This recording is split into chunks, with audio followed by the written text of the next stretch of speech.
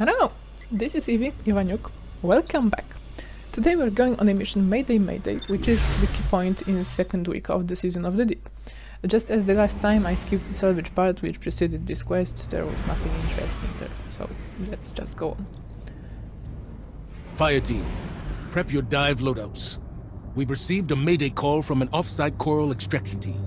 Shokan, add their search and rescue IDs to our objectives. You're first on site. Find our missing guardians, get their sites back online and break down any resistance. Saint-14 will provide tactical oversight.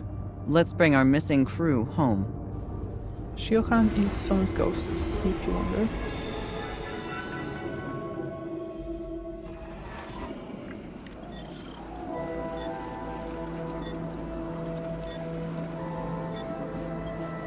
I'm on the move, Guardian. Good luck out there. Fire team, I have you. You joining us down here? No. Today I sit in chair. But this good chair. This good chair. You might recognize this area. This is where we did our coral mining in Operation Twilight before facing Jaws. Our current mission skips the first diving part and drops us here so that we can go a little deeper. And you can see that it also corresponds to deep dive encounter names. You can see on the left that this is Mayday, Midnight, so it's second encounter in deep dives.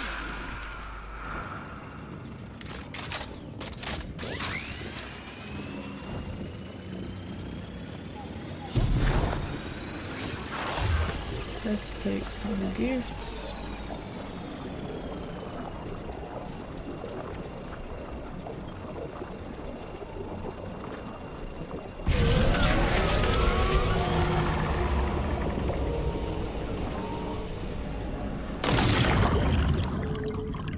Do we have the missing fire team's last known? Yes, now so do you. You will find them, I know it. I'm just hoping they got turned around. It can be disorienting down there. Help them find the surface, and things make sense again. Like having sea legs, and then on land. It takes time, yes? I'm not sure what you mean. How are you feeling, friend? Oh, we're talking about me now. Can we stow this until I'm back?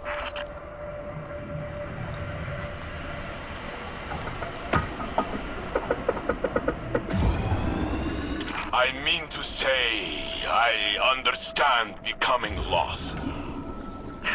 Big guy, I know you want to help, but I'm about to be shot at here. Wait, a fight? Very good. What can I do? Start marking targets. I'll knock them down. So it is good. In this whole unique I've way. got bodies on the approach to Delta site. It's our missing team.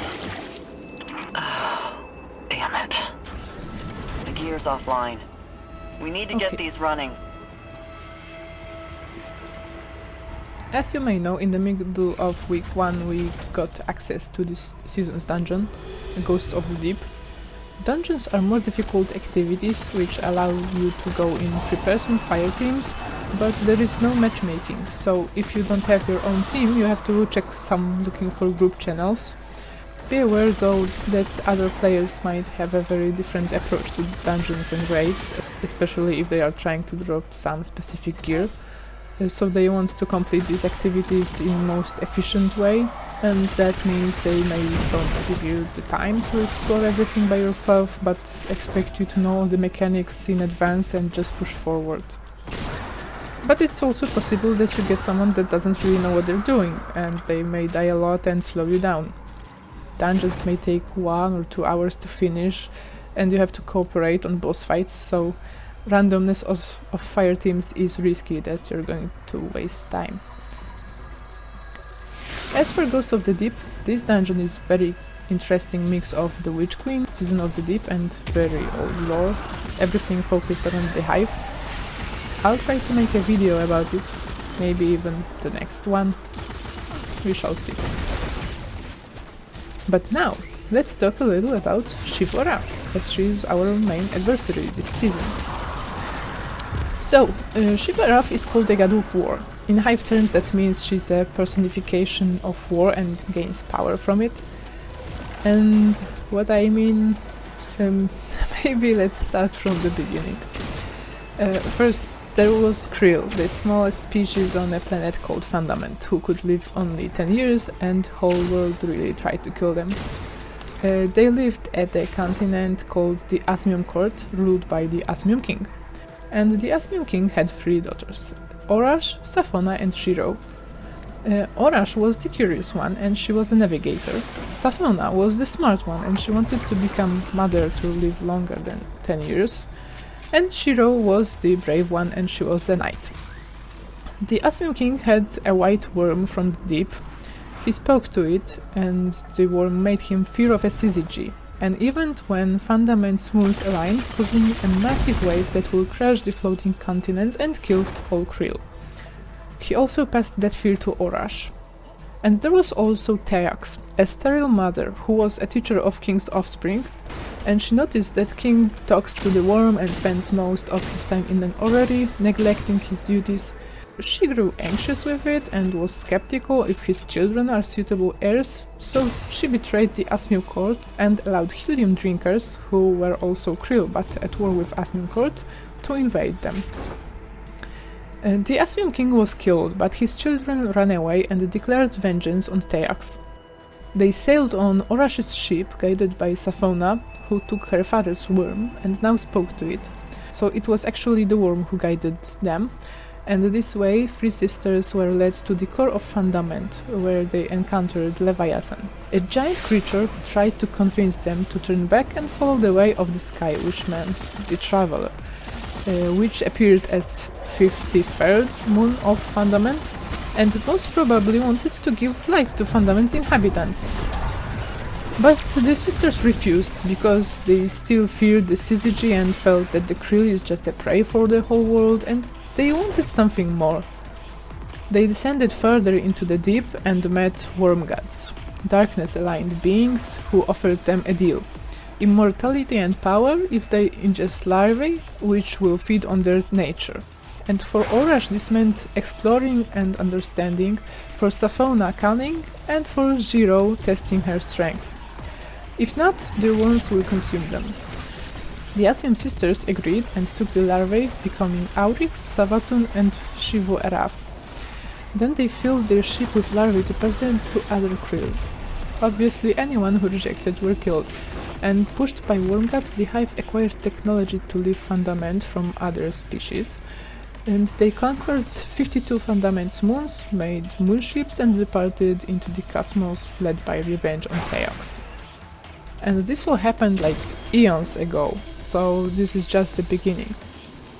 Very long story short, the Hive Lords rose in power by killing hundreds of species across cosmos. They were guided by the sword logic: if something is unable to win, it shall perish. They changed or tricked and killed each other numerous times, proving their strength and growing with it, and still they were able to survive death in the throne worlds, which were pocket dimensions created by their might, which were like asylums for their consciousness. As for their powers, Auryx the Navigator was first taught by the worm gods to call the deep, to use darkness. But later, when they saw their worms get hungry faster than they can actually feed them, Savathun and Xivu Arath proposed to Auryx that Machines online. Now secure the area. I sow the death you sow. Your needle is a brutal efficient violence. All right, keep it together. Savathun and Xivu Arath proposed to Auryx that he should kill them in the sword world to acquire their strength. And so he did, killing them definitely, and gaining enough power to challenge his patron, Akka the Worm of Secrets. He also killed Akka, and created Tablets of Ruin to control the power to take.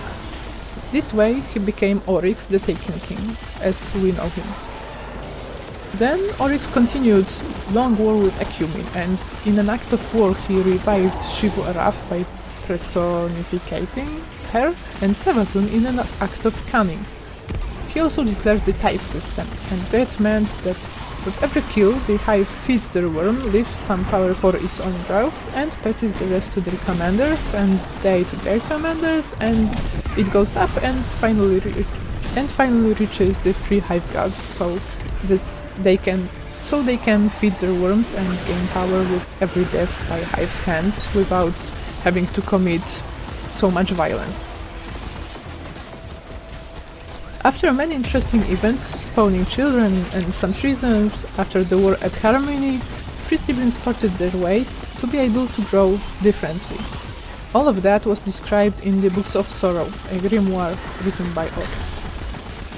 And now let's talk about more recent times. Xivu at first didn't have much influence in Sol. In Destiny 1 we fought Crota, son of Auryx, and then Auryx himself, and we killed him eventually. It wouldn't be so strange for them to be beaten in general, but as we won with the Taken King, we didn't take his mantle, as would sword logic assume. Payload secure and all transmat locked. Turn your attention to the wizard. I'm already in contact. Tagged them, but they're headed to ambush you. We didn't take the Taken King mantle, as would sword logic assume, and that was a blasphemy for Xivu.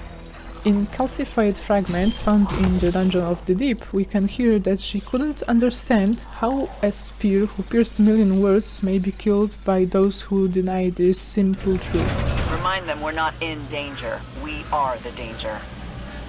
And that event shook her worldview. She somehow regained her confidence thanks to the destruction of Torobatl, home world of Cabal, who were all dedicated to war.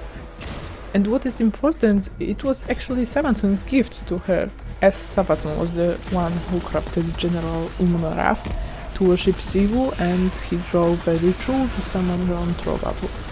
The ritual was accidentally completed by Princess Kaito when she slew the general and this allowed Xivu to invade and destroy Torobatl in Season of the Hunt. Everything was back on its tracks.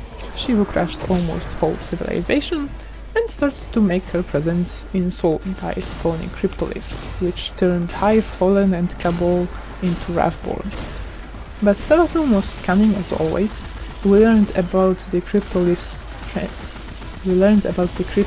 thanks to Osiris, but unfortunately he fell into a Xivu's High Celebrant's trap. He managed to escape, but only thanks to sacrifice of his ghost Sagira.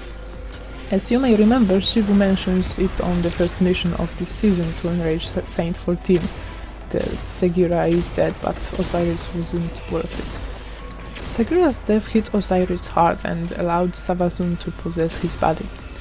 And for the next 2 seasons, the story goes around the Cabal, Fallen and the Vex. But in Season of the Lost, we get another revelation. We found out that Savathun disguises as Osiris. She escaped to the Dreaming City where Marasov trapped her and planned to expel her worm, and during the ritual she was forced to stroke, but we fought and the Takians managed to complete the ritual.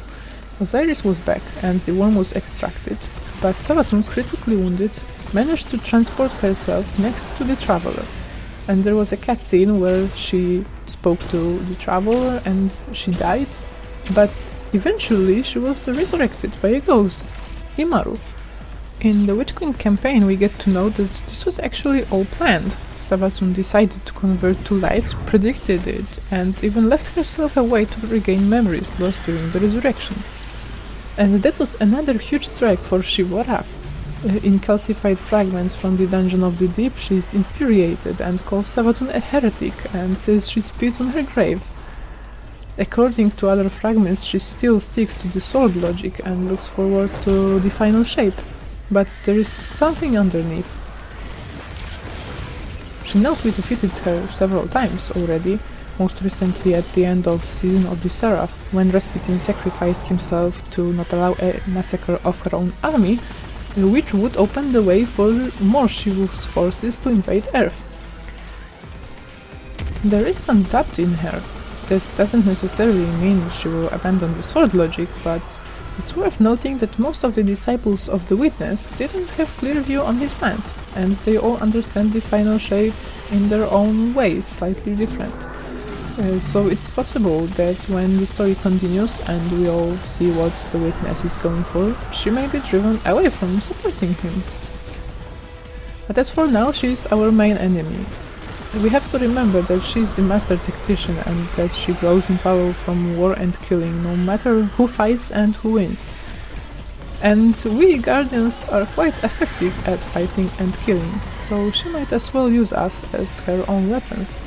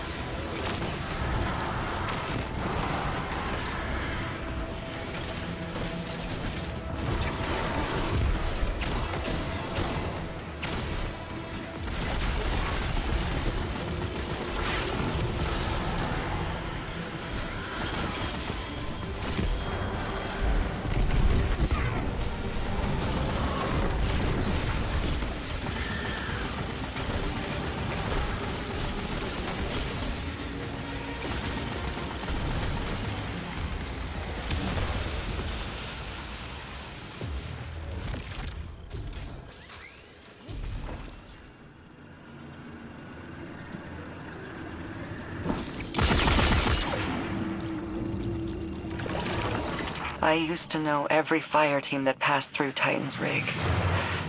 These Guardians, I don't recognize them. You have spent a great deal of time pushing forward. Stop, sit, rest.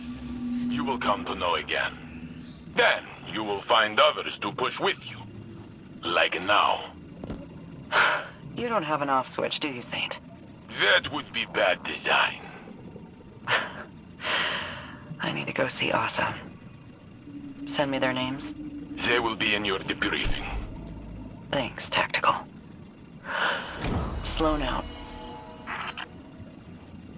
Sloane has impressive balance in being 100% focused on the mission and still keeping mind on her people, all at the same time.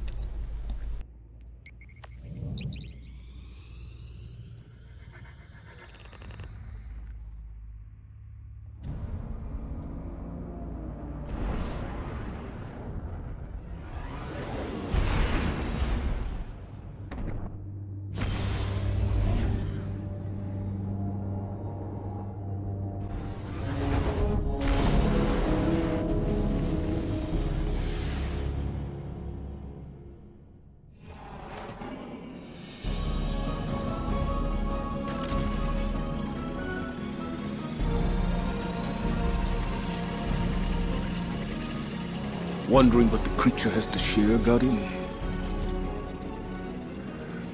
I'm eager myself. Or anxious. That separation can be difficult to discern. Commander, Guardian, were you waiting here for me? Just considering the pieces on the board, Saint. You worry for the Deputy Commander. She is strong, and her friend is very large. They will be okay. Sloane will do what's necessary.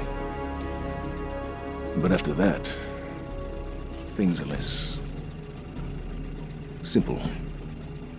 When I was trapped in the Infinite Forest, before Osiris broke time to reunite us, there were many days I felt lost. But I am here, and you are all with me again. That you are. A hero of the city. Then and now. A hero, yes. Though my memory differs from what the stories say. There's only so much I can do behind a desk. Weighing costs and outcomes. Sending someone else never sits right with me. I'd rather the clarity of the battlefield beside the two of you. The burden of good leaders. To never feel we have done enough. But trusting those we send is what makes us strong. You were Vanguard commander once. What made you step down? Because I am not as strong as you. You carry the command for the same reason the Guardian and I stand in the trenches. To set the example. To be the hope. When the time comes, you will see it too, huh? I know you will.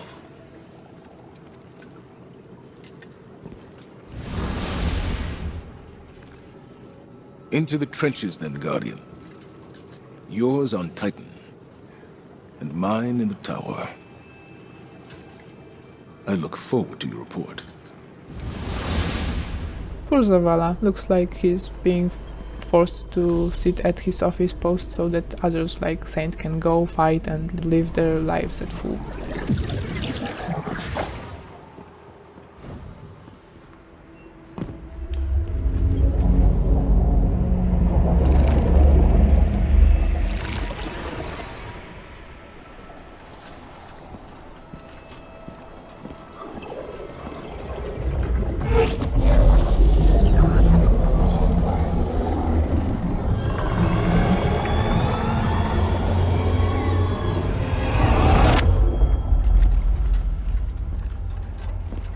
City of light. A flourishing garden. A silent god withholds a deeper truth. Questions unanswered, a longing unfulfilled. The sky darkens as a new journey begins.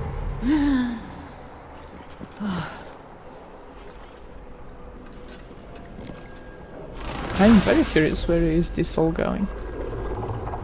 Asa's message was slightly clearer this time, but we're still waiting for something more.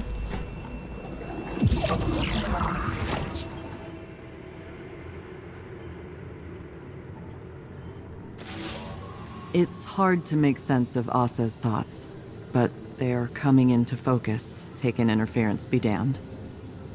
Hearing those sounds puts me right back in the thick of it. Staying on the move, gun in hand, Xivu Arath's voice in my head. Escape and evade. No matter how bad things got, that routine kept me going. And Asa kept me safe.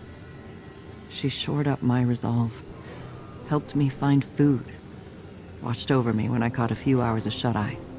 Now she's doing everything she can to tell us what she knows. We're both on a new mission. Unfortunately, Drifter needs to tinker with his machine before we bank more coral. Hurry up and wait, right? I've been around a long time, Guardian. Seen a lot of action, gone on a lot of sorties. Always ready for the next set of orders. It's staying still that gets to me.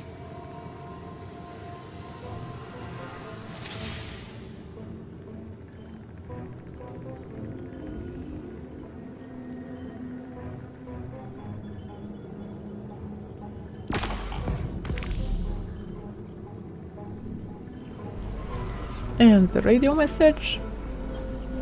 Saint, what is it? I'm busy. Does Title know you use her ship to jam my messages to the Deputy Commander? This. Sloane doesn't want your help. We're allowed to carry our own burdens. You and I do not speak for years. When a battlefield brings us together, you choose to lecture. I am not one of your iron beasts, Saladin. Do not treat me as a human. Then don't act like one. You've been alive too long to be this naive. There is no shame in asking for help, nor harm in offering it. She isn't asking. Is that why you don't? I see a friend drowning, their armor pulling them down, so I lift them up from the water, yes? Sloane held Titan lightless during the Red War. She thrives under pressure. Tell me, Saladin, are you not doing the same as me? That's preposterous. You shield Sloane against my overbearings, do you not? Did she ask you to do that? You're you're not turning this back onto me. You are softer than the Cabal think. More like fluffy dog than iron wolf. Point taken. I'll remove the jamming signal. Just trust enough to let her learn to swim before you dive in after her. I will temper my outreach to Sloane. A little. Perhaps I will shift those efforts to opening your heart, Lord Valas. I win! Goodbye, Saladin. If you're not familiar why Sloane was lightless during the Red War, I'll link you a piece of my previous timeline video on top now so you can go and check it. Anyway, that concludes week 2. Thanks for watching, I hope you're having a great day, and see you soon. Bye!